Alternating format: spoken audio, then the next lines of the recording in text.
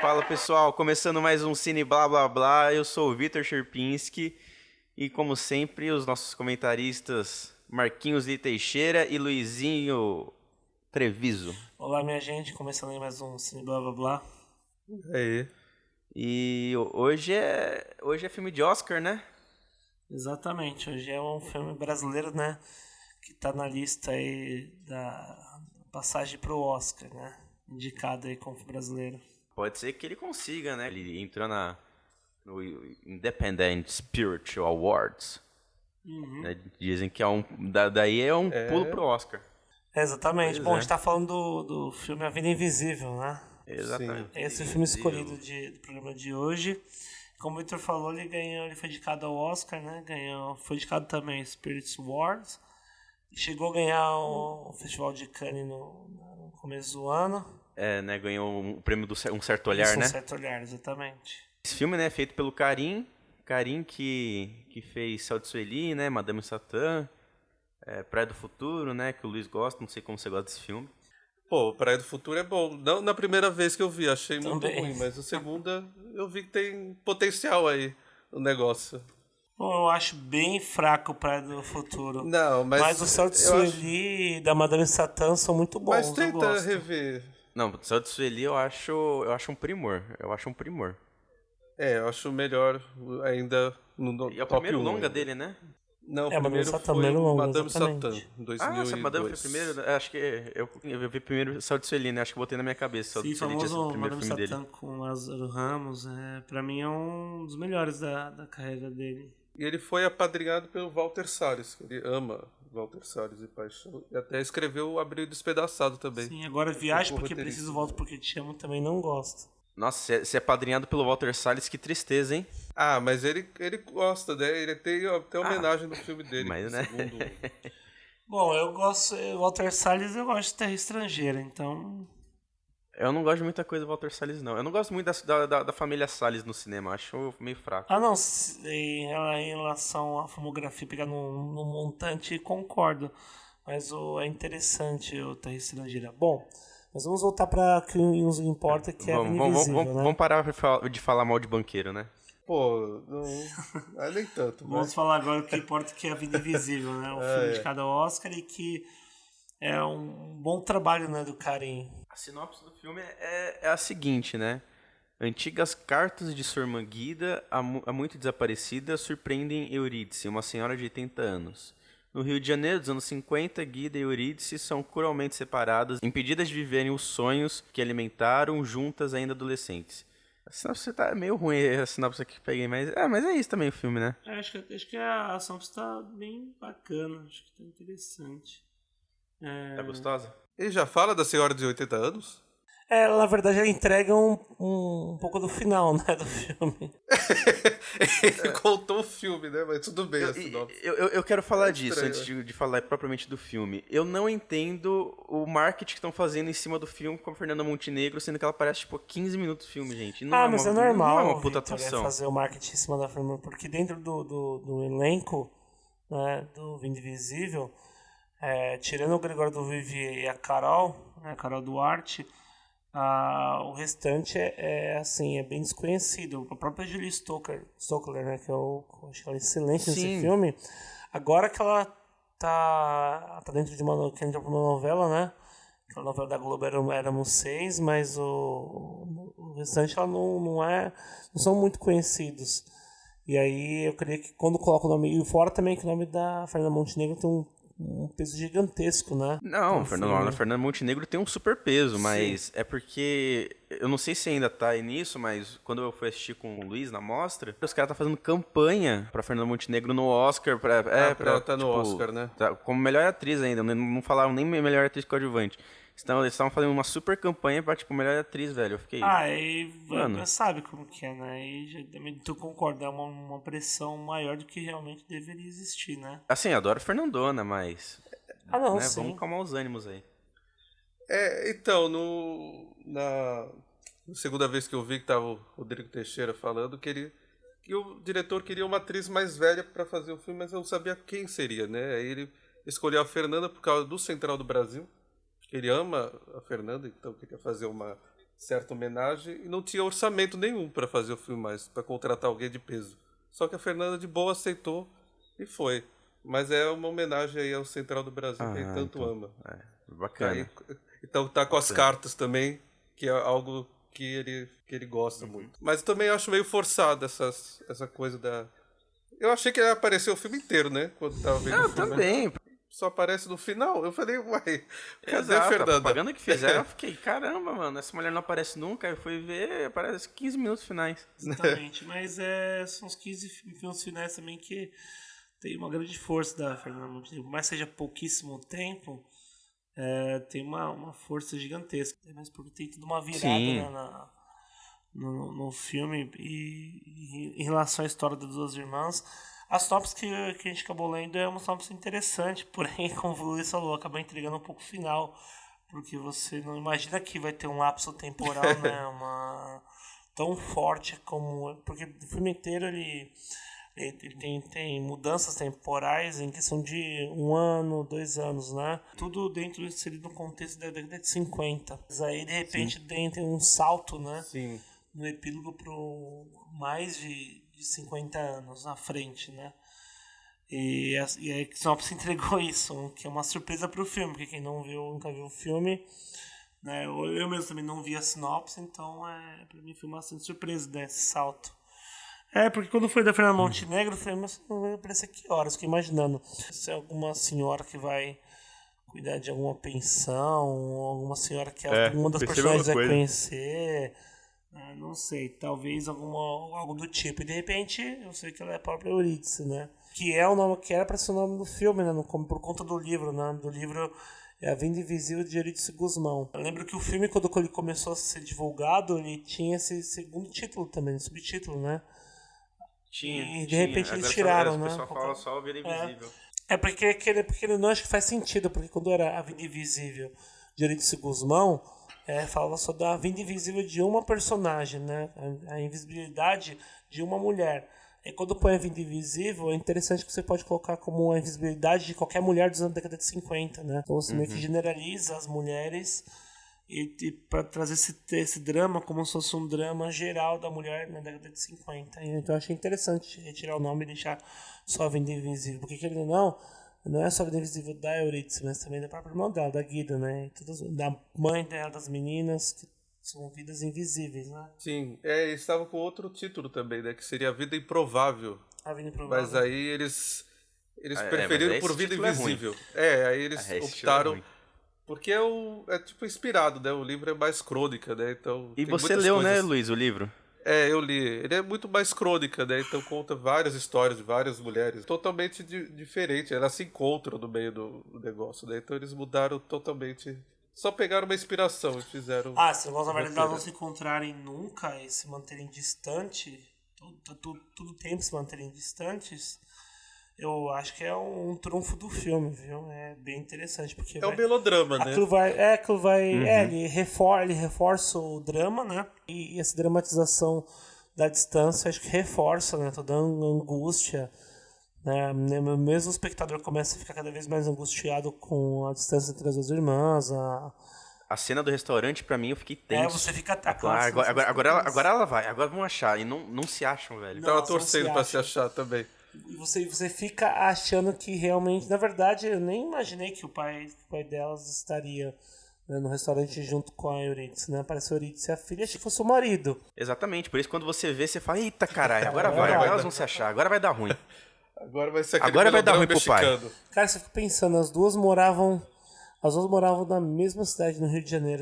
Percebi, nunca cruzaram uma com a outra. O próprio detetive falou, né, que o detetive contratado pelo Eurídice para investigar o desaparecimento da irmã, da Guida, ele fala, né, eu morei 15 anos do lado do meu primo morava na rua de trás, a gente nunca se cruzou, nunca se encontrou. Caraca, você viu? E pelo que o lapso que dá do tempo, né, a mudança que dá do tempo no filme, ficaram mais de 50 anos ali sem se ver numa mesma cidade. Isso é muito, mas muito assim. Chega a ser até bizarro, né? E triste, porque se durante 50 anos morando na mesma cidade nunca se cruzaram nenhuma vez, Você imagina que... É extremamente triste. Acho que uma das forças do filme tá nisso, né? Essa tristeza de que duas irmãs que se amaram muito e viveram a maior parte da vida longe de uma da outra, achando que tinha morrido, que tava viajando. Me lembrou vagamente A Cor Púrpura. Não sei se alguém viu A Cor Púrpura. A Cor Púrpura? É, porque tem a coisa das irmãs se separam por cartas, né? E umas não se vê a outra, o pai separa as duas irmãs. Mas também, né, Spielberg já é mais emotivo, já se encontra no final, aquela coisa toda. Mas me lembrou um pouco. Não sei se foi inspiração dele, mas acredito que não. Mas a maneira como é construída. O Luiz está falando como é construído, né, Luiz? O filme, através das cartas. Essa leitura das cartas. Talvez tenha em proximidade com Spielberg, viu? Também achei. Agora você falou da Cor Púrpura, é verdade, eu lembrei da Cor Púrpura. Realmente faz sentido. Falaram do Central do Brasil, mas eu não sei se Central do Brasil tem essa força das cartas, mas... Não, eu acho que esse filme é uma coisa muito própria mesmo. Talvez mais pro Cor Púrpura, mas eu acho que é muito forte. A única relação com a Central do Brasil é que você falou mesmo. Falaram das cartas, mas... Mas eu não acho que isso é uma relação direta com o filme. Eu acho que falar isso é tentar forçar, né? Tentar forçar, na verdade, essa relação que o Karim tem, né, com o Walter Salles, porque ele chama o Fernando Montenegro porque ele gosta da Fernanda Montenegro do Brasil. Ele colocou as cartas pro Gato Central do Brasil. Isso queria forçar um pouco. Eu também achei. Porque o Central do Brasil, a carta tem outro propósito. Na verdade, a Fernanda Montenegro, a personagem dela, ela trabalha escrevendo cartas para pessoas não alfabetas, né? Na própria Central do Brasil. Sim. E aí ela vai depois ajudar o menino a rever a família, né? O pai. Sim. Então não tem nada a ver. Não tem nada a ver. Não sei, o jornalista que perguntou, mas eu acho que não tem nada a ver. Mas ele confirmou que mas perguntou porque, né, as pessoas fazem uma ligação, nossa, tem Fernando Montenegro, Central do Brasil.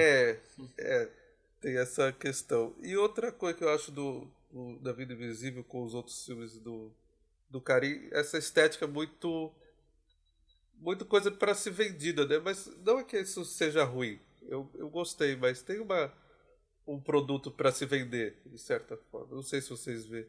Assim, de Céu de Sueli para Madame Satã, para Praia do Futuro, eles são mais uma estética bem diferente, assim, não é um produto para ser vendido comercialmente para fora. Esse eu acho que ele tem uma estética mais perfumada, assim, quero ganhar prêmio, de certa forma. Mas esse filme ou o Karim inteiro que você fala? Não, esse filme. Eu acho, na verdade, que a filmografia do Karim vai caminhando para isso, né? Para um cinema mais comercial, né? Comercializado. Madame Satã, se você vê a evolução deles, pegar toda a carreira do Karim, ele está caminhando para uma espécie mais de cinema comercial, né? Ou popularizar o cinema dele. Então você vê uma evolução, né? Você tem ali Madame Satã, o Céu de Sueli, aí ele já começa numa linha, que é o Viagem Porque Preciso, Volto Porque Eu Te Amo. Ele chegou a fazer aquela série Alice, uma série que ele fez pra TV, sim, entendeu? E aí depois que ele fez a Viagem Porque Preciso, Volto Porque Te Amo, ele acabou fazendo Praia do Futuro e agora cai na Vida Invisível. Então, ele foi caminhando pra essa linha mais popular, né? Essa linha mais comercial. Que eu acho que é muito importante isso no Brasil. Não, isso sim. Porque eu acho que a gente tem muita defasagem no meio termo, sabe? Porque a gente tem a Globo fazendo, né, os comercialzão pra levantar bilheteria e ok, beleza, o cinema funciona, o cinema é caro, o cinema tem que gerar renda também. E a gente fazer filme muito bom, tipo, puramente artístico, né? Acho que a gente sempre pecou muito nesse meio termo, né? De ter os nossos Cuarón, os nossos Scorsese, né? Que consegue colocar uma coisa comercial com qualidade, assim, artística, né? Sim. E eu acho que o Brasil, agora ele tá numa leva boa de filmes comerciais com uma pegada mais estética melhor, né? Kleber, eu acho que é o exemplo mais forte que a gente tem hoje em dia. Exatamente. Bacurau, né? Bacurau, Aquários, tudo. Assim, Aquários eu não gosto muito, mas não dá pra negar que não tem uma estética, assim, não, né? isso sim, como eu falei, tem a própria estética do Invisível, né? Pensando assim, mise-en-scène, né? Tem bons momentos ali de estética de uso de câmera, espelhos, achei muito bom. É o que a gente quer falar. Principalmente no começo do filme, o uso dos espelhos, né, no quarto das meninas. Uhum. É excelente o trabalho aí dos espelhos, né, que ele faz com a câmera. Me incomoda Sim. na estética do Karim nesse filme A Vida Invisível, me incomoda um pouco só que é o uso da câmera lenta em alguns momentos. Um desses momentos que me incomodou, que pra mim não houve necessidade, é quando ela tá com o Yorgos, né, o grego. Eles vão ser pra uma festa e na hora que eles estão conversando, ele conversa com ela, que tá indo embora, tanto que depois logo em seguida ela foge com ele. Aquele momento com a câmera lenta eu achei extremamente desnecessário. Fora também que eu sou muito contra a câmera lenta quando ela é usada assim, esporadicamente. Eu não vi um sentido para usar a câmera lenta naquele momento. Não sei se alguém encontrou É porque as pessoas usam câmera lenta pra dar emoção no negócio, só que, mano, câmera lenta pra puxar emoção é a coisa mais... Nossa, um clichê, é um daqueles clichês ruins, sabe? Clichê é ruim, então. Por isso eu falei, esse clichê eu só não gosto. Se fosse um outro objetivo a câmera lenta, eu queria que alguém pontuasse, porque eu realmente não percebi além desse objetivo que é alcançar o clichê, como o Victor falou. Você viu alguma coisa, Luiz, de diferente na câmera lenta? Você conseguiu sentir não algo? vi. Eu nem lembrava que tinha câmera lenta, pra você ter uma noção de como é que eu dei importância pra isso. Eu nem lembrava que tinha. Eu lembrei porque me incomodou. Agora que você falando, eu só lembro dessa cena, não lembro se tinha uma outra agora. Não, tem mais Acho que tem cenas. duas cenas, Câmera né? lenta, tem bem mais cena. Uma cena que me incomodou, mas não foi uma questão de estética. É uma cena que eu acho que não precisava estar lá. É o começo do filme, delas na praia. Eu acho que canta Eu entendi o que ele quis dizer, né? Ele quis fazer, tipo, elas se perderam lá na floresta, né? Porque elas iam se perder na vida também, nunca mais iam encontrar uma com a outra. Tananã. Nossa, mas assim... Sabe que é o nível de metáfora do Cidade de Deus, cara. Ele, tipo... Pô, peixe grande come peixe pequeno. Aí o que acontece? Logo depois, um peixe grande come peixe pequeno pra explicar, sabe? Nossa, eu achei muito ruim isso Essas daí. metáforas autoexplicativas, né? Também é um ponto meio que me incomodou. Nossa, eu achei muito ruim. Mas que ali na floresta são perdidas no mesmo lugar, também perdidas no Rio de Janeiro, uma chamando a outra não consegue se encontrar. Então. Eu acho que o filme ganhava uma força a mais se não tivesse essa cena. Eu acho que também como é voltado muito comercialmente, né? Feito para público Não, mas daí, inteiro, mano, você nem tem que questão ser de ser mais comercial. mastigado, de certa forma. Mostrar Não, uma mas metáfora. aí tá chamando o espectador de burro pra mim. Não, mas eu acho Não, que não não é é burro, desse porque sentido. se a cena viesse em algum momento, né, durante digamos que era uma memória da Eurídice ou a memória da Guida. E aí viesse uma cena dessa, depois que, digamos que elas não estão mais se comunicando por carta, elas estão se comunicando por carta, não se veem mais.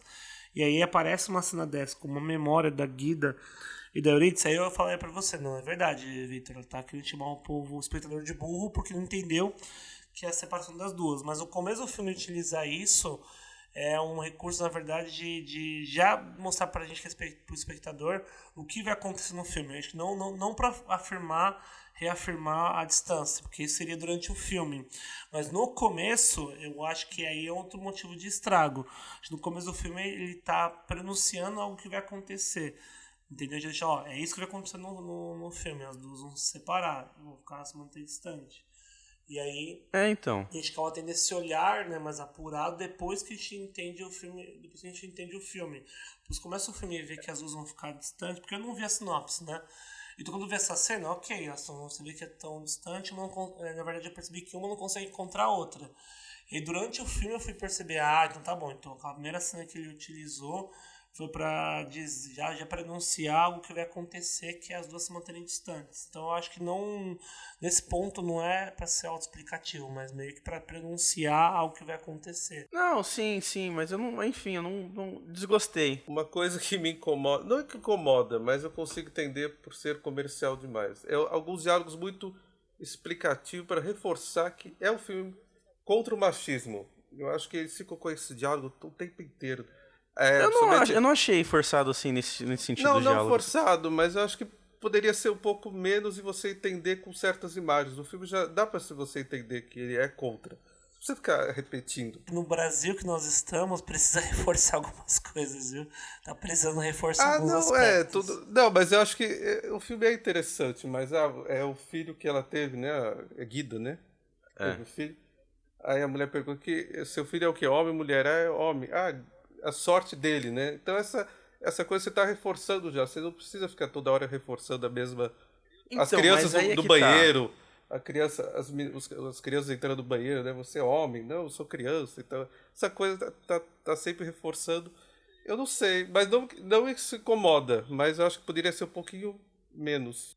Ah, eu não vi isso, eu não vi isso. Mas eu acho que eu dou um mérito pra esse filme, porque ele conseguiu fazer uma coisa que eu acho que coisa mais linda não conseguiu, que é fazer um filme daquela época que fala contra o machismo, fala dessa questão mais libertadora da mulher, sem ficar usando cena e frase de efeito. Porque, nossa, coisa mais linda, eu sei que o Marcos gosta, a gente já teve essa conversa antes, mas não é uma série ruim, mas eu acho que peca quando começa, sabe, a menina sobe no mastro do barco no meio de uma festa e começa a discursar sobre a liberdade e sobre, sabe, e como ser o feminino, mas o filme, né, do Karim, eu acho que ele conseguiu isso. Eu acho que ele trouxe um assunto importante, mostrou uma luta, porque eu não consigo acreditar na coisa, eu não consigo acreditar naquela história. Eu gosto, assisti, achei legal, bacana, mas eu não consigo acreditar naquela história. Na Vida Invisível eu acredito. Entendeu? Essa história eu compro. A história da Coisa Mais Linda eu não compro. Porque eu não a consigo. abordagem é completamente diferente, né? A da abordagem de Coisa Mais Linda é outra. É outra tipo de abordagem, mas é isso que eu tô né? falando. Eu acho que a abordagem é uma abordagem errada. Eu gosto na da minha maneira como é opinião. abordada, né? Mas mas a Vida Invisível ela é mais precisa, eu também acho muito interessante. Principalmente aquela que, infelizmente, não sei por que a gente na sala dando risada, né? Por mais que a cena tivesse um lado cômico, a cena tivesse uma transposição cômica, nada daquilo é cômico. Então não vejo, não sei por que tinha algumas pessoas dando risada. A hora que eles acabaram de se casar, eles estão no banheiro. Aí ela tá no banheiro. Ah, tá.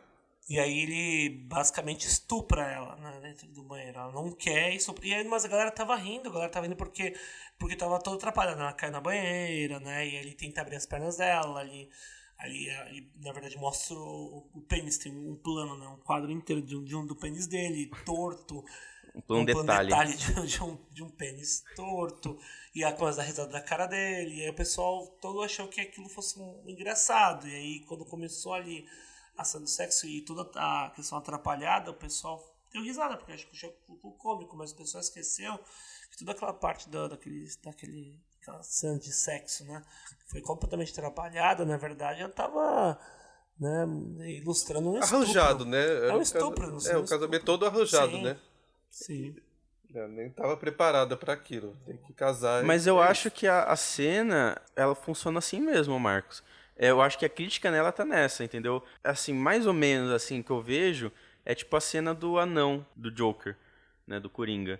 É uma cena que ela, por si só, ela é muito traumática, né, muito pesada, e o espectador, acho que e o diretor ele trabalha com a comicidade na questão de, tipo, cara, você tá rindo aí de um estupro, entendeu? Você tá rindo aí de um cara que acabou de matar o outro. Exatamente. Eu acho que é aí que tá o negócio da cena. Eu acho que ele não quis passar, né, que aquilo era engraçado, mas assim, você tá rindo de uma cena de estupro. Exatamente, aí, irmão. Toma cuidado. De estupro, né? É isso que ele quer passar, né? Mas, na verdade, eu senti assim, até o estupro você acha que é cômico, né? Você acaba rindo deles bêbado ali, se divertindo, enfim. Mas depois que ela é estuprada, você fica pensando. Aí você para, né? Você reflete sobre o que realmente está acontecendo, ao meu ver. Uhum. Mas na mostra lá que eu vi com o Vitor, a maioria das pessoas deram um pouco de risada. Mas depois que eu revi agora, o pessoal não riu muito, não, desse filme. Não teve tantos risos assim em alguns momentos. Não, mas nesse momento da cena do banheiro, desse estupro, eu achei estranho as risadas. Mas é claro, tem outros momentos ali com comicidade, até porque um dos personagens ele é comediante, né? O ator, o Gregório do Vivier, ele é comediante, né? Então, talvez porque trouxeram ele pra E você assistiu numa sala de cinema, né? O Luiz assistiu no Cinearte, que era evento de graça, que tinha um negócio depois. Então, eu acho que você sentiu mais o público mesmo. O Luiz não sentiu tanto o público. Pode ser, né? Faz sentido. Provavelmente, o Tem a pessoal deu uma moça risada assim, também, fez, né? gente, caramba, uma cena de estupro, peraí. Não é porque ela casou, tá tendo uma relação sexual, que aquilo é consentido. Que não é Exatamente, estupro, não é né? estupro. E aquilo e foi no filme. E o fato, né, dele engravidar ela, ele fala, foi sem querer, né? Não era sem Exatamente, querer, lógico mano, que que o cara não gozava existe. dentro dela. Não é ele sem querer. Né? E a maneira como é colocado os problemas, né, femininos da década de 50, esse machismo, o próprio patriarcalismo, ele é bem forte, né? E você vê, na verdade, que quem matou a Guida para Eurídice, né? A morte de uma irmã para outra foi o próprio machismo, né? O próprio patriarcalismo. Porque é interessante você perceber que isso no final você deixa ainda com mais raiva do personagem do Gregório, né? Que é o Antenor. Que é ele que escondia as cartas. Aí você para e pensa até que ponto ele sabia ou não que a irmã estava viva. Ou seja, ele escondia a carta desde o princípio, né? Que a irmã, que ele se casou com a Eurídice, ou ele começou a esconder a carta depois com o pai escondendo, né? que a irmã, depois que a Eurídice foi no cemitério e viu o caixão da irmã, né? O túmulo da irmã. Então, a partir de que momento ele esconde as cartas? Porque aquele cofre é dele, né? O cofre é do Antenor, não era do pai da Eurídice. Posso estar errado, mas pelo que eu tô lembrado, quem esconde as cartas é o não, pai. Porque na ela não verdade, sabe o você endereço acha novo que não, você dela. fica achando o filme inteiro que é o pai. Em nenhum momento, assim, a Eurídice escreve as cartas aliás, a Guida escreve as cartas para Eurídice, e aí você não sabe, né, para quem, porque não aparece em nenhum momento a mãe ou o pai lendo as cartas. Então você fica sabendo que ela tá escrevendo e não tá chegando. O porquê tá chegando a gente não sabe. Subtende-se que o pai tá escondendo as cartas e a mãe não fala nada porque a mãe tem medo de confrontar o pai. Só que aí no filme, no final, quando o Fernando Montenegro, o filho do Fernando Montenegro, né, da Eurídice, já no futuro, encontra um cofre, ele abre o cofre e está lotado de carta. O que a gente vê ali começa a ler cartas de 56, né, tudo. Então você fica para e pensa, será que as cartas foram que o Antenor começou a esconder? Escondeu depois que a Eurídice foi no cemitério, né, e aí viu a irmã, não, o túmulo da irmã, ou foi antes, quando eles se casaram? E por isso que a carta não estava chegando. E a gente achou o filme inteiro que fosse o pai, mas na verdade era o marido. Entende? Isso é Porque verdade. estava no cofre dele, estava lotado de carta naquele cofre. Então, na cena que a Eurídice descobre o que aconteceu com a irmã dela lá no cemitério, ele nem abraça, né? Ela fica totalmente sozinha ali, né? Os homens todos se abraçando, como se fala, sentindo a dor do outro, né? Dela, ninguém liga, né? Todos os homens, o detetive também não vai. E o Gregório é patético o filme inteiro, né? O personagem do Gregório é patético. Você ri dele.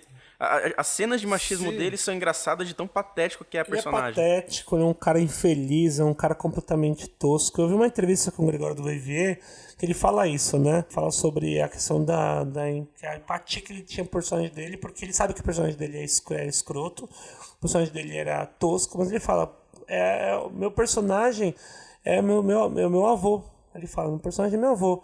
Era uma ótima pessoa, né? Um ótimo amigo, um ótimo avô, mas era um péssimo marido. Ele fala a verdade, se for para analisar, nossos avós eram assim, né? Essa mentalidade toda machista, patriarcal, nossos avós eram assim, eram pessoas ótimas pra gente, como avós, mas como maridos são completamente toscos, né? Machistas e por aí vai. E deixa eu perguntar pra vocês, Gregório, o que vocês acham do Gregório? Eu achei... Eu fiquei pensando assim, não sei se eu gosto do Gregório nesse filme. Eu gosto desse ar dele... ele certo, na verdade, é uma pessoa. Porque ele, né, tipo, Euridicinha. E realmente traz esse aspecto de uma personalidade patética. Assim. Eu gostei do personagem dele. Ele traz esse ar de uma pessoa patética, uma pessoa frouxa, né? Tosca. Não me desce o Gregório. Eu acho que, assim, pra mim o Gregório fica no Porta dos Fundos e acaba ali. Eu não acho ele engraçado. Ele tem uma cara já meio de banana, assim, né? Sim, isso é verdade. De ser um banana. Então eu acho que, assim, casou com o personagem, mas ele, assim, atuando, sabe, não me desce. Eu gostei, achei interessante. Porque ele só tem cara de banana, mas porque ele faz aquela cara de banana. Porque se for perceber no HBO, que ele apresenta aquele Greg News, ele tá completamente diferente do que você vê no filme e alguns sketches do Porta dos Fundos. Mas é claro, eu acho que o Gregório do Vivier, o personagem dele, ele é um personagem bem simplório, né? E bem ofuscado perto das duas, né? Porque tanto a Julia Stoker quanto a Carol Duarte, né? Guida e Eurídice, as meninas dão um show, elas né? dão um arraso, né? Elas engolem o filme dão um ali arraso de fácil, atuação. ali, não tem nem comparação. Ali elas ofuscam todo mundo, na verdade, né? Enquanto as duas personagens ali estão no filme, que não tem aquele lapso temporal para Fernanda Montenegro, enquanto tá ali, as duas elas rebentam o filme, né? Rebentam. O filme é delas, né? O filme é delas. A do Gregório, eu fiquei meio assim também no momento que eu vi, mas assim, até que depois fui acostumando com ele no filme, né? Porque realmente patético, né? Como vocês falaram. E o machismo é patético, né? Exatamente. Então não tem como... E assim, quando eu ouvi o Karim na entrevista da internet aqui falando porque a escolha, ele queria um humorista realmente para dar esse tom, né? Desse ser patético. Ele não queria o ator que fosse muito sério demais para dar aquele ar Isso eu concordo. um cara meio vilão, assim. Então ele queria uma coisa normal. É porque não tem um vilão no filme, né? Você vê que ele é tão patético, você fala, puta, o cara é tão tosco, né? Que nem você falou, né? O vilão é o machismo, exatamente, né? O vilão é o machismo. E o cara é todo... Esse é igual o Luiz falou mesmo, né? O machismo é patético. Então logo o personagem também tem que ser, né? Caminha no mesmo nível de tosqueira. Eu acho que se for pra personificar, talvez, o vilão seria o pai. Mas que também é patético. Você percebeu o pai, né? O Manuel, né? O pai das meninas, que é o Manuel. Ele todo momento é um cara triste, também né? tosco. O cara também tosco. Você vê até o momento que ele tá brigando triste. com a Guida, que ele tá expulsando ela de casa. Ele tem ali uns trejeitos, né? Mais cômico, assim, bem tosco, assim, né? Não é uma brutalidade, assim, né? Eu vejo uma brutalidade. É mais uma tosquice mesmo. Ele é um cara digno de dó. Tanto ele quanto o Antenor, né? Tanto o Manuel, o pai das meninas, quanto o Antenor, são personagens dignos de dó. Personagens toscos ali. Eu vou perguntar pra você, Marcos, uma coisa que me incomodou, mas eu não sei se era pelo lugar que eu tava assistindo o filme. Você achou audível e entendível o que eles falavam em português de Portugal? Sim. No começo do filme? Porque, nossa, quando a gente foi assistir no Teatro Municipal, né? Eu não consegui entender nada do que eles falavam. Nada. Nossa, é um português, né? Português com brasileiro, como que é um português brasileiro? É um português de Portugal, mas é brasileirado. É um brasileiral. É um português brasileiral. Português brasileiral, que seja. Não, mas porque tava bem nisso, né? É um português de Portugal, mas brasileirado. E pra mim tava tranquilo. Provavelmente foi então a exibição de vocês. Mesmo. Nossa, porque eu tava inaudível. Tava inaudível pra mim. Perfeito, assim, o som. Eu tenho dificuldade em entender muito português de Portugal quando fala muito rápido. Isso também vem do filme de português, também não consigo entender quase nada. Tem que colocar coloco legenda quando é filme em português. Eu não entendo o que eles falam direito. Eu não entendo. Eu queria saber como é que é essa relação dos Estados Unidos com a Inglaterra, porque, cara, eu não consigo entender nada de Portugal. Sério? Você não consigo. Gente? Não, dá pra entender alguma coisa, mas dependendo do que eles falam muito rápido... Então acho que sou eu mesmo, porque eu consigo entender normal. Nossa, eu peno pra entender português de Portugal. Mas eu tô falando mais porque é por causa do som mesmo. Porque se fosse uma coisa do filme, né, é uma das coisas que eu ia falar que pecou, mas obviamente por causa da sala. E das meninas, voltando para as meninas só, eu acho que as duas desempenham um papel super bem. Elas mandam mesmo no filme, as duas, né, personagens ali. A Eurídice, que é a Carol Duarte, né, ela fica até com um jeito assim de... Puta, que lembra muito, assim, mas lembra muito a minha avó, né, a maneira como andar, assim, mais encurvada. E por mais que ela seja ali, né, nova, com uns 30 e poucos anos, uns 20 e poucos anos, já traz esse ar, né, esse aspecto de uma pessoa mais velha, de uma pessoa idosa, né? Por mais que seja ali, né, uma personagem mais nova, ela traz essa atmosfera de uma personagem mais velha. Essa dualidade, essa ambiguidade, né? De ser jovial e ser uma pessoa mais velha. Na personagem dela, eu acho uma construção bem interessante. Gosto muito das duas atrizes. E essa coisa você falou que lembra muito a avó. Eu acho que lembra ainda tipo, né, minha mãe é mais velha, mas ela é mais ou menos esse retrato. Ainda, minha mãe é ultra machista, gente. É uma coisa complicada. Ela não consegue, as pessoas mais velhas não conseguem enxergar o feminismo, de certa forma. Elas não sabem o que é essa palavra e desconhecem ela É o totalmente. jeito que venderam pra esse pessoal, né? Exatamente.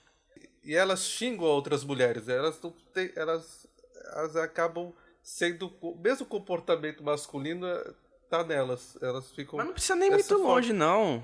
Você não precisa nem muito longe. Minha mãe mesmo. Minha mãe tá andando na rua, nossa, olha aquela lá pessoa gorda. Ah, aquela lá cabelo feio e não, e fica adora julgar os outros. E aí minha mãe adora falar também esse negócio, né? Ah, porque o homem da casa. Tipo, isso não precisa nem longe Que triste. na idade. Então, é isso complicado, né? Não tem esse. Não consegue saber o que é uma luta, né? Pode ser que a nova geração de agora mude, né? Esse comportamento com os filhos que vão ter. Mas eu acho Sempre que. tem sempre tem uma Sempre vai ter um mudança aí, laço, né? Sempre Muito tem uma forte. evoluída. A sombra, né? A sombra do pai, né? Como falo, né? Que a mãe era a sombra do próprio pai. Né? E elas enfrentam o aborto, né? Eu gostei muito da pesquisa da época, né? Foram entrevistar senhoras casadas e elas não queriam falar sobre aborto, né? Com o marido do lado toda hora se intrometendo, né? Eu acho, na pesquisa que eles fizeram sobre o filme. Eu acho que isso é bem complexo, né? E uma cena que eu gosto muito é a cena final de ela tá a Guida tá no hospital, né? Que ela já tá, depois que recebeu a notícia da irmã, ela tá totalmente desfocada, parece meio um zumbi, né? Com aquela maquiagem, uma coisa assim. E o médico só faz pergunta pro marido, né? Ninguém liga pra ela, coitada, tá lá sofrendo, mas é o marido que tem que cuidar, tudo é com o homem, né? E a histeria, né, que falam, né? Ele fala a verdade que né? Transtorno pós-traumático, né? É, uma coisa assim. Então é difícil, né? Os médicos não. Até na consulta que ela teve antes também, o médico só dá receita, né? Também não ajuda em nada. Então, quer dizer, os homens, de forma geral, né? No filme todo, né? Não tem um que se salva, na verdade, ali. Dos homens, tá falando? É triste, né, ver ela abandonando o sonho dela, né? Não, É triste, nenhum deles, muito né? triste. E a Guida, na verdade, é um personagem bem ponderado. Você imagina, né? O que é interessante é isso, né? Que a Guida imagina, aliás, a Guida imagina que a Eurídice está empoderada, né? Tá livre, porque acho que ela mora na E ela tá Áustria, né, presa. em Viena, num conservatório de música.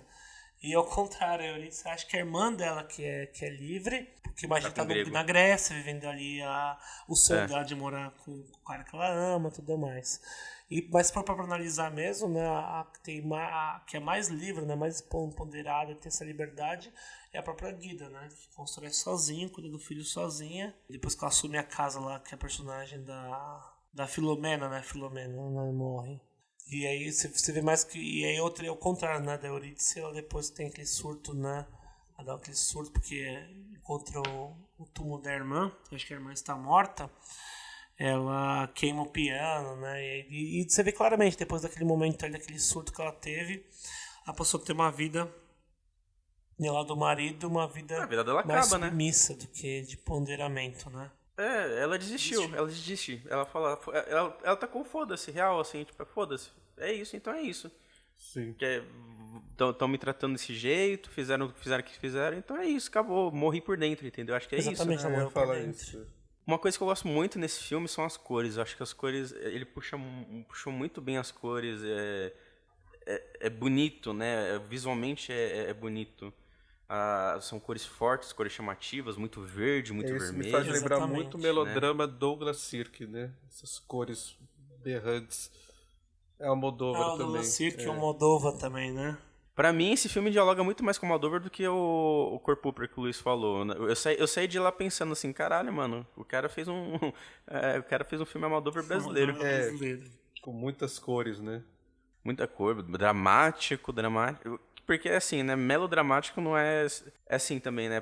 Falar já também para os ouvintes que uma coisa no cinema que tem muito melodrama não é esse tom pejorativo que a gente usa hoje em dia, né? Melodrama é um drama familiar ou melodrama, Exatamente. essas coisas. Se fazia muito isso no Hollywood, nos anos Sim. 50, 60, né? O Almodóvar faz muito isso e tem um melodrama carregado, né? Forte, muita emoção, né? Tudo muito muito carnal, né? Eu gostei disso no filme. Eu gosto Eu de também melodrama. gosto. Ah, eu sou suspeito pra falar de Melodrama é melodrama, vida, né? né? Porque eu adoro melodrama também. Mas Eu gosto, Só na que. Não, verdade, mas eu gosto, eu gosto. o melodrama, na verdade, ele é um gênero bem complicado de trabalhar. Ao mesmo tempo que você pode trabalhar os extremos, né? Pra não cair, por exemplo, numa comicidade, né? Num valor cômico, ou num valor, né, mais puxado pra um suspense, né? Pra Um não cair numa melodrama é bem novela difícil de mexicana, trabalhar, né? né? Tem que Não é... saber trabalhar, senão fica aquela coisa Sim, meio, sim. meio forçada a Exatamente. barra. É, o dramalhão, né?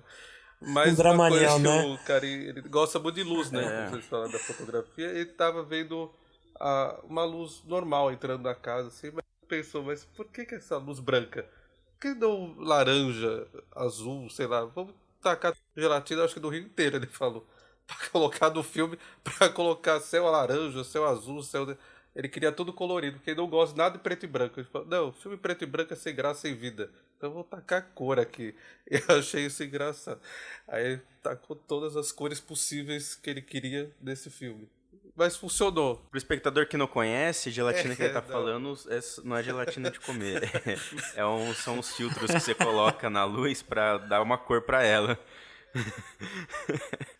Comprou lá todas as gelatinas. Comprou gelatina do Rio inteiro. E o que vocês acham, né? Já estamos falando do Carim e tudo, né? O que vocês acham dessa questão Brasil-Oscar? Não vamos entrar naquele negócio, né? Tipo, que o Oscar não é uma referência, tudo, né? Porque é aquela coisa, tem o seu mérito, né? Mas o que vocês acham, assim, dessa corrida pro Oscar? Se tem necessidade, Eu acho que é mais se uma não afirmação tem. do cinema brasileiro, viu? Acho que o cinema brasileiro ele quer se afirmar internacionalmente e querendo ou não, de maneira internacional, para poder ter essa afirmação. Muitos veem o Oscar, né? Que é um festival que tem uma chamativa. Tem mais visibilidade, né? É o que tem mais Exatamente, visibilidade. né? Visibilidade para vida invisível, né? Então, talvez foi Não, isso. não vai ficar mais invisível depois. Não ficar mais invisível. Eu acho que, além de internacional, é muito mais uma formação nacional, eu acho pode também. ser também, para se autoafirmar, né? Também vejo isso. Até porque você tem um... Ainda mais por causa do governo, né? Exatamente. E falando sobre a visibilidade do Oscar, né? Ainda mesmo, aliás, além de ser um ponto para chutar, né? E jogar na cara do governo que o cinema brasileiro ele tem força, que fechar um ministério, né? Cortar verbas para o setor do audiovisual, né? Quando eu digo fechar o ministério, é porque realmente ele fechou, não é porque ele jogou o Ministério da Cultura com outros ministérios que ele resolveu o problema. Na verdade, ele fechou e camuflou esse fechamento do ministério, jogando ele... E acabou de jogar para o turismo, né? Juntou o Ministério da Cultura com o turismo. Então ele faz essa... E com o esporte também, né? Foi o mesmo ministério. E fazer essa junção não quer dizer que ele está eliminando. Pelo contrário, está eliminando sim o Ministério da Cultura. Eliminou sim e cortou sim verba que é destinada ao audiovisual. Então ele está acabando com o audiovisual brasileiro. Se é um governo acabando com o audiovisual e ver 2 filmes, né, jogando no Brasil, né, lá pra frente, levando o nome do Brasil para fora do país, mostra quanto que o cinema brasileiro ele é forte e está cada vez mais crescendo, tá? Prova aí, né? Bacurau, Vida Invisível. Exatamente. Só para lembrar que o Vida Invisível, né, essa visibilidade do Oscar também tem muita influência do produtor, né, do Rodrigo Teixeira. Rodrigo Teixeira que está em todas as produções aí, praticamente relevantes, né, de Hollywood, puxado mais para esse lado comercial e artístico, né? Ele foi produtor de... A Bruxa, O Farol. Tem mais coisa, ele fez muita coisa lá fora. Então, eu acho que é isso mesmo, dessa autoafirmação e também... Eu sei que o nosso cinema nacional, ele cresce cada vez mais, ele é super bem visto lá fora, mas eu acho que ganhar também abre, de certa forma, uma porta grande para vários outros filmes serem vistos, ou as pessoas conhecerem quem nós somos, de certa... vamos conhecer o diretor brasileiro ali, outro aqui, e vai aquela pesquisa que vai fazendo, como porque a gente parou no Glauber, né, lá fora. Lá fora parou no Glauber. O pessoal conhece o Brasil por Glauber Rocha e alguma outra coisa. E Fernando Meirelles com Cidade de Deus. A gente parou aí. O pessoal não é muito visibilidade que a gente tem internacional. Assim, eu tô falando até de pessoa comum mesmo. Eu me lembro quando eu viajei e eu falava, tipo, com o pessoal, eu acho que foi quando eu fiz o intercâmbio pra Itália. Cara, é Glauber Rocha. Glauber Rocha, o pessoal conhece. Pessoas comuns, não tô nem falando de cinéfilos, assim. Exatamente. Eles não sabem muito Quem é? quem é a gente, né? E eles, e assim, tá certo eles não saberem, porque a gente não tem a gente não faz uma propaganda assim muito forte lá fora. Agora tá começando, né? Eu acho que a gente tá vivendo a melhor época da retomada por Sim, enquanto. também acho que... Outra coisa que o Rodrigo até tinha comentado é os brasileiros não escolhem um bom filme para ser divulgado lá fora. E que lá fora eles são muito, Não. muito conservadores e arcaicos. Quer dizer, tem filme que não... Você passar lá, é contra o sistema, contra alguma coisa, esquece que não vai ser indicado e jamais ganhará, né, na verdade. Ele está achando até estranho o Parasita ser o grande favorito, porque também é contra o sistema de certa forma. Então, eles não... Por isso que Bacurau não foi, né, porque ele é contra o sistema. Então, o americano é totalmente conservador e arcaico. Exatamente. Então, só escolhe filmes que não tem até o americano falou pro Rodrigo, pô, você só escolhe filme ruim pra ser indicado? Não tem um filme bom, não. Pela primeira vez uma coisa boa. Aí... O Rodrigo Teixeira, ele fez bons... Aliás, ele fez bastante filme esse ano como produtor. Ele foi produtor do Farol, A Vida Invisível, do Ad Astra, do Wasp É Network, verdade, é de Astra. né, Conexão da Vespa. Então ele E fez... ele foi produtor do Madame Satã, eu acho. Não tô falando na verdade esse ano, só esse ano. 2019 ele foi produtor de os 4 filmes aí que estão no cinema, né? Dois estavam na Mostra Internacional, né? Que é o Wasp Network com a Penélope Cruz, A Vida Invisível e o The Lighthouse, né? E o Ad Astra que estreou comercialmente no mundo inteiro. Então ele tá por trás de bons nomes do cinema esse ano, né? Tá. E detalhe que é um produtor, a primeira vez que a gente ouve o nome de um produtor nacional em todos os lugares, né? Porque Tendo relevância, né? porque quem é produtor nacional, eu nem sei quem são, enfim. Assim, Não, mas esse nome mas sabe ficou... por quê? Mas sabe por quê? Porque ele tá no meio. Mas é porque ele tá no meio americano.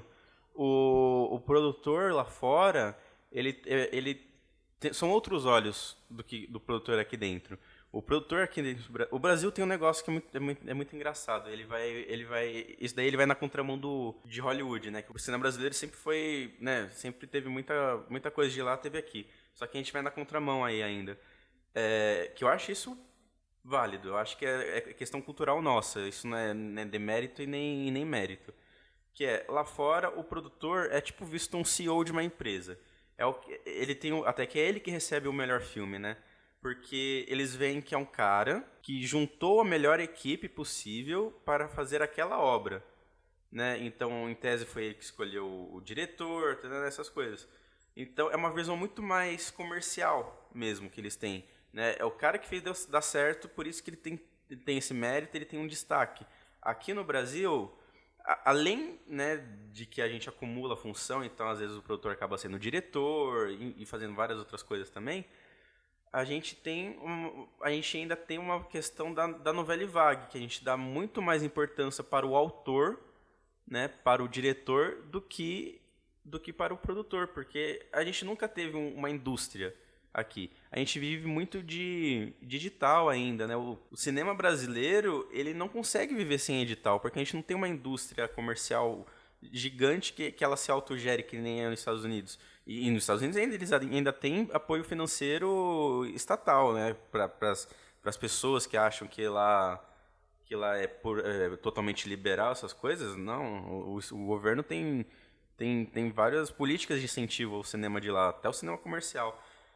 Mas o Brasil ele não tem nenhuma indústria. Então o produtor acaba sendo uma figura que fica meio apagada, assim, né? O produtor aqui não tem a visibilidade que tem lá fora. Eu acho que é por isso que o Teixeira tá tendo essa visibilidade, porque ele tá lá fora. Sim. Entendeu? Se ele estivesse aqui, ele poderia estar envolvido com todas as melhores produções do Brasil. Ninguém ia saber quem é ele. Detalhe que ele ficou envolvido com as melhores produções aqui, mas ninguém ouvia falar, até ele fazer alguma coisa lá fora, como você havia dito. Agora exato. a gente sabe que ele produziu um monte de coisa que dentro que ninguém sabia, de certa forma. Mas é em clima de Oscar que a gente vai parando por aqui de falar um pouco da Vida Invisível, né? Um filme bem bacana para quem quiser assistir, um filme que dá... Você consegue ver a qualidade aí do cinema brasileiro, né? Para as pessoas que falam que a gente não tem qualidade, assistam Vida Invisível, porque é um filme legal, é um filme bom. Um filme importante também, eu acho. E aí, gente, o que vocês acham do filme? Qual que é a nota de vocês? Lembrando sempre, né, que a nossa votação é blé para péssimo, blá para ruim, blá blá para bom, blá blá blá ótimo e cinema blá blá é masterpiece, masterpeça. E aí, Luizinho, qual que é a sua Blá nota? blá blá. Eu acho que é um filme, como vocês falaram, muito importante para o Brasil de hoje, né? Ele falar de machismo, eu acho que é uma coisa que tem que sempre reforçar essa ideia, né? Porque é algo que a gente vê lá de 1950, estamos em 2019, você vê que tem o mesmo contexto, parece que nada mudou, né? Então, eu acho que isso precisa realmente mudar. Eu acho que esse é o grito de aviso aí, então vale a pena ver o Vida Invisível por essa questão.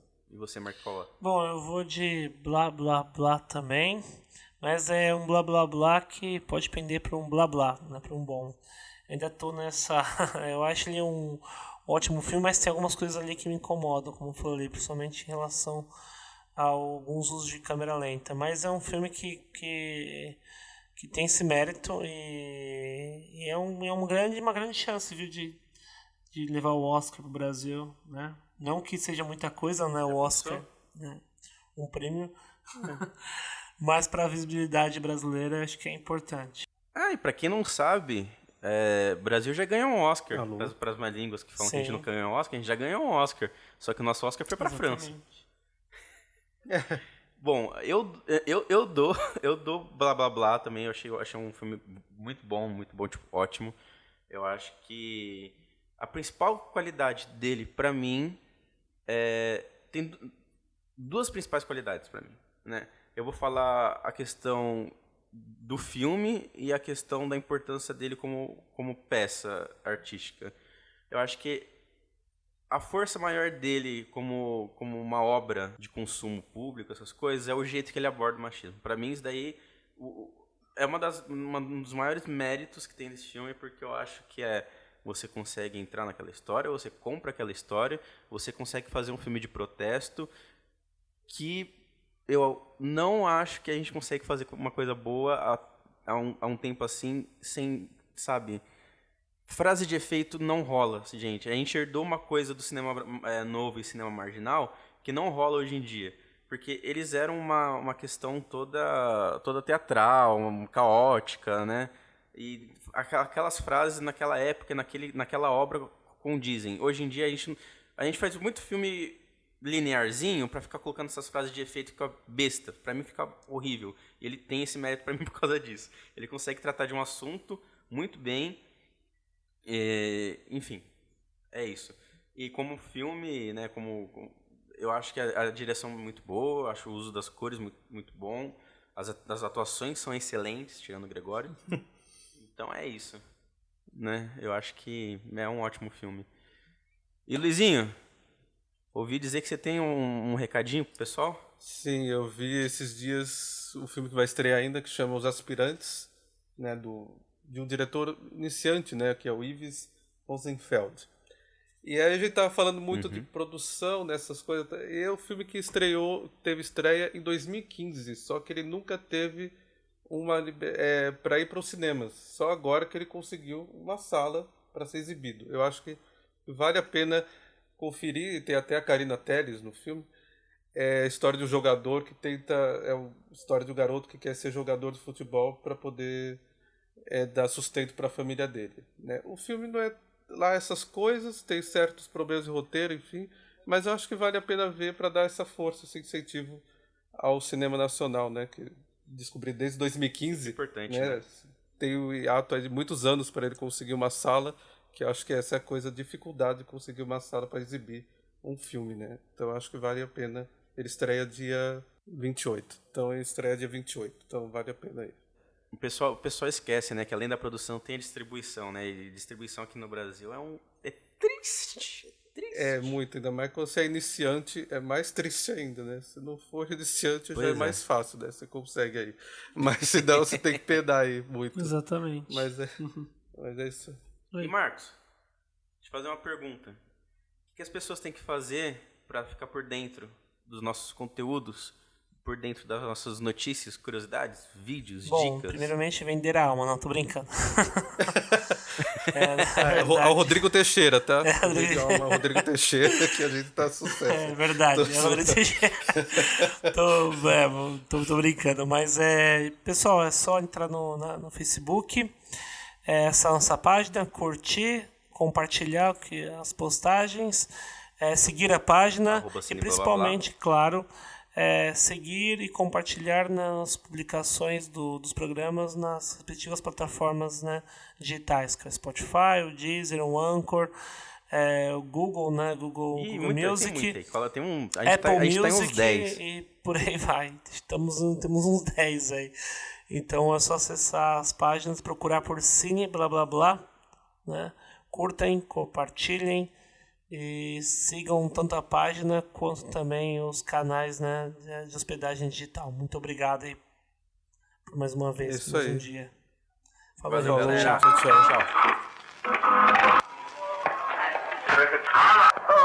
Tchau.